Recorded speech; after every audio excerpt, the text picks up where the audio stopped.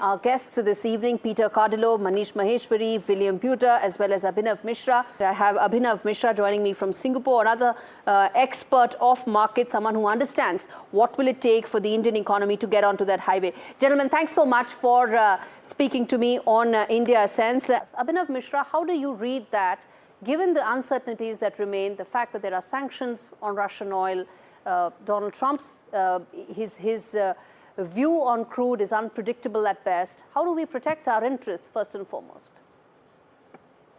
I think you're right. So India still kind of imports above 80% of its crude oil requirements, also about 6% of its natural gas requirements. And that is only going to continue. So with the needs and the growth of Indian economy, I think on an 5 to 6% growth is what we are seeing. We're looking at about 5 million barrels per day requirement by 2030.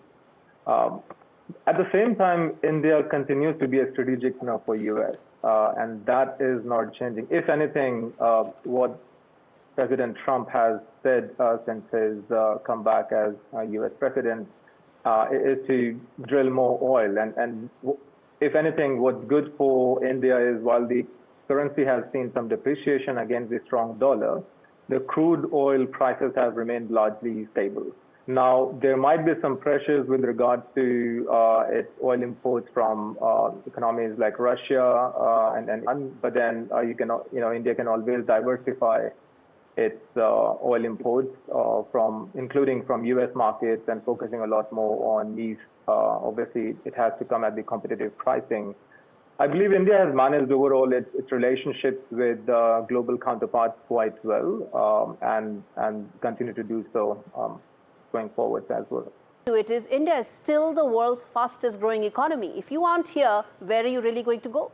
And you are right. So India continues to be the fastest growing economy, but that goes without saying that the current budget session comes at the backdrop of slowing growth, but as well as, more importantly, slowing domestic demand, which contributes about close to 50% of the Indian GDP. And that has been largely the challenge in the recent times. Back of also depreciating rupee, global uncertainty, is only combining the tension. If you look into this budget, while government hands are tied due to the slowdown in overall revenue, and the government revenue has been kind of slowing, but they have maintained their target on the fiscal deficit. And I think the finance minister in July's speech mentioned about 4.5% target for March next year, and 4.9%, this year itself.